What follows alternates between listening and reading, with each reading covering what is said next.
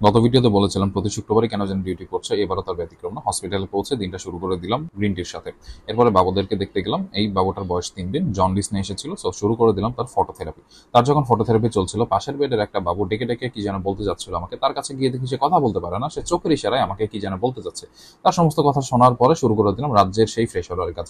ফ্রেশওয়ারের কাজ কমপ্লিট করতে করতে দুপুর ঘনিয়ে আসলো। জানালার দিকে তাকিয়ে দেখে বাইরে প্রচন্ড বৃষ্টি হচ্ছে। এই বৃষ্টিগুলো দেখতে দেখতে নামাজের সময় হয়ে গেল। নামাজের পরে লাঞ্চের পরে আবার নাকি একটা বাবু এসেছে, কিন্তু সে এসেছে পেশেন্ট হয়ে।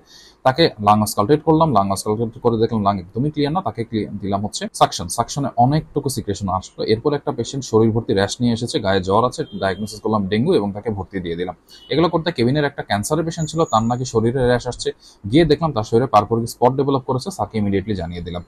এরপরে বসলাম কিছুক্ষণ ইমার্জেন্সিতে, তখন সন্ধ্যা। এরপরেই আসলো একটা কাট ইঞ্জুরি এবং সাথে হেড ইঞ্জুরি ছিল। তাকে ম্যানেজ করার পরে যখন বের হলাম, তখন দেখি ঘড়ি কাটায় বাজে রাত 12:30 এবং সঙ্গী হয়েছে সারাদিনের সেই বৃষ্টি।